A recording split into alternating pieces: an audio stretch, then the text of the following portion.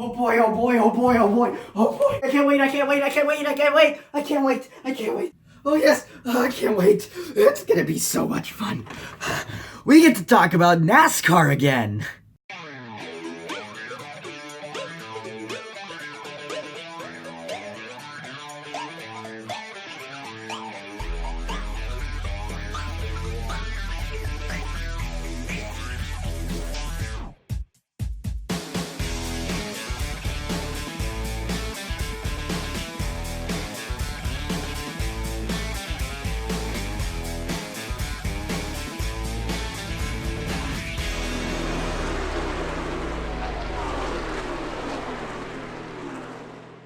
Hello, everybody. Welcome to the Long Run Podcast. My name is Carter Friesen, and today we're going to be talking about some news in the NASCAR world for this week.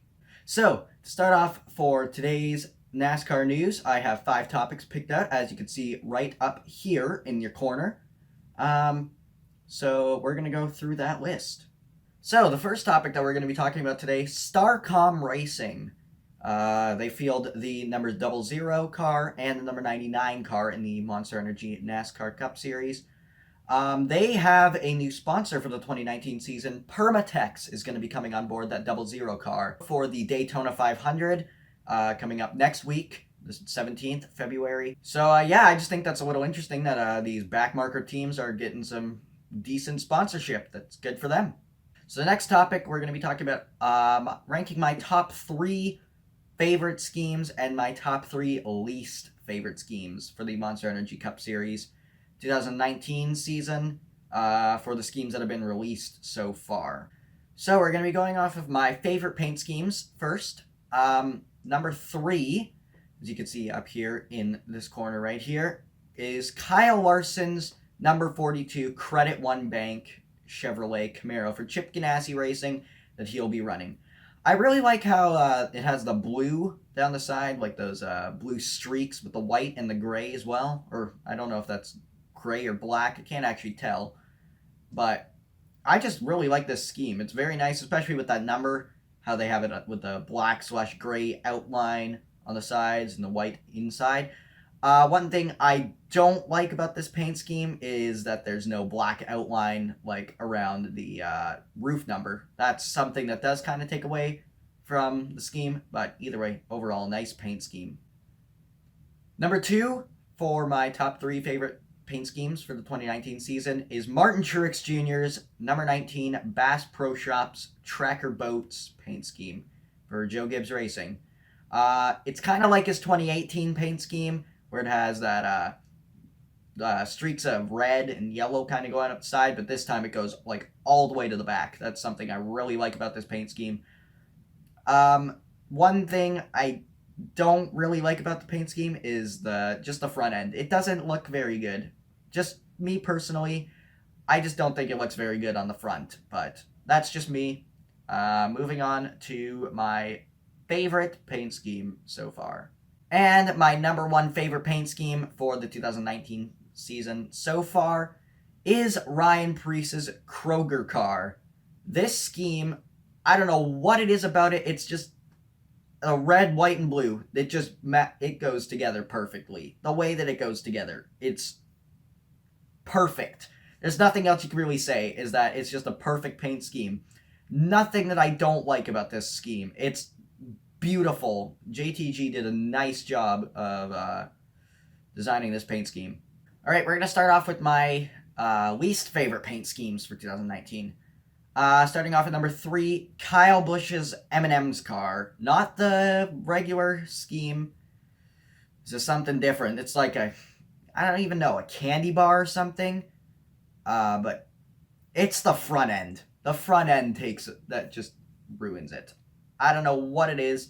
The way that it comes from like the fender to the front end, it honestly looks like an NR 2003 car where someone just painted the front end and left the side blank. That's what it reminds me of. Although I do kind of like what's going on the side there, how it has like the little bits of chocolate on the side, but either way, it's not a very great scheme. Number 2, this might surprise you a little bit. Austin Dillon's number 3 Dow Chevrolet Camaro. Ugh. I don't know what it is about this scheme that I can't. I just can't look at it. I don't know what it is about this scheme. Just, ugh. I think it's the gradients on the side. I don't know. I liked it when they had the numbers red for some reason, but when they changed them to white, I just, I don't know. I don't like it. I don't know. It's weird. And last but not least, number 1 for my least favorite paint schemes, Denny Hamlin's number 11 FedEx Express car. What were they thinking with this? I mean, I'll take it. It's a different FedEx car, but I don't even know. Oh my gosh, this is so bad. What were they thinking coming up from the hood? Or not even the hood, from like the front, going up to the roof, and then it just stops. It would actually look okay if it kept going down like the upper arch part, I forget what it's called. If it kept going up there and the roof was purple, but no, they just stopped it at the windshield. Although I will say this one thing, it is an okay scheme. I just don't like it though. The numbers on the side, first of all, they should not be that color. I think it should be orange with like a purple inside and then white inside. But whatever, you can't fix that. Or you can, they just didn't. One thing I do like though on this scheme is how on the side it has like the little swoop thing. Although it is kind of like a straight line, that's just not what I need. Not what I need. That's just not what I like. So, oh well. Whatever. We'll move on to the next topic. Next topic is NASCAR to disqualify winners if they fail post-race inspection in 2019.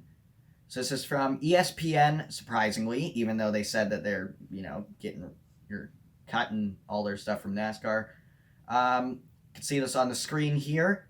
If you are illegal, you don't win the race, said Steve O'Donnell, NASCAR's chief racing development officer. We cannot allow inspection and penalties to continue to be a prolonged storyline. Race vehicles are expected to adhere to the rulebook from the opening of the garage to the checkered flag. So, this is basically saying that NASCAR, if the winner of the race fails post-race inspection, the win it's not encumbered like we've seen in the past, like they lose points, the win doesn't really count towards the playoffs. No, they're just going to wipe away the win. Strip it from that driver, and they will fall to the tail end of the field and finish 40th, which gets you 1 point. Joe did a very good job of discussing this topic. I'll leave a link to his video in the description for you guys to go watch. But, yeah. So, I personally think this is a good move for NASCAR. This was needed for a long... Later on in the article, it says, inspections will now be completed at the track, a process that should take about 90 minutes. So, an hour and a half. That's fine. I don't have a problem with that. And the winning team will lose its victory if it fails. Disqualified cars will now lose points, purse money, and even the trophy. Kevin Harvick's race-winning car failed inspection twice last season, and both instances led to fines, suspensions, and the loss of points. So, at Texas, and then at Atlanta. No, Las Vegas, sorry. So that, I think now NASCAR is moving in a different direction. I think this is definitely a good thing for the sport. I will say that this is very good for the sport. Fourth topic here is the Clash entry list, which will show up on your screen right about now. So this is the 2019 Advanced Auto Parts Clash entry list. This is from MotorRacingNetwork.com. So you're going to have Kurt Busch, Brad Keselowski, Austin Dillon, Kevin Harvick, Ryan Newman, Chase Elliott, Eric Almirola, Denny Hamlin, Ryan Blaney, Clint Bowyer, Kyle Busch, Martin Truex Jr., Eric Jones, Paul Menard, Joey Logano, Jamie McMurray, Daniel Suarez, Kyle Larson, Jimmy Johnson, and Alex Bowman. Those are the 20 drivers that will be they will be running the Advanced Auto Parts Clash today. So good luck to them. So I'm going to go ahead and make my predictions. My prediction to win the race, it's close between those 3 Penske cars that are going to be in it. Brad Keselowski, Ryan Blaney, and Joey Logano. Two of them have won the Clash before. All 3 of them were in it last year. So, but I'm going to have to go with Joey Logano, the 2018 Cup Series champion. I think he's going to get it done in the Clash. Driver to watch out for would definitely be that 19 car Martin Truex Jr. moving over to Joe Gibbs Racing. Watch out for him. A dark horse pick, I don't know. I guess a dark horse pick would be Paul Menard, because he's really the only dark horse that would... Well, I guess Ryan Newman, McMurray, those guys. I don't know. McMurray's making his second to last start today, unfortunately, so that sucks for him. I just don't think he's going to be one really to watch. But who knows? But yeah, I'm going to have to go with Paul Menard for my dark horse pick. And that's going to do it for the first episode here of the Long Run Podcast, I guess. Well, in theory, it's the 3rd episode, but because it's sort of restarting, it's the 1st episode. I don't know. Thank you guys for watching. I appreciate it very much. I have a Patreon page. Link to that will be in the description. If you'd like to become a sponsor on this channel, you could have your name right here on the screen at the end of each video, or maybe even more. I could end up saying your name, or you could even be a guest on the podcast in future episodes. But for now, I thank you all for watching, and we'll see you all next time. Bye for now.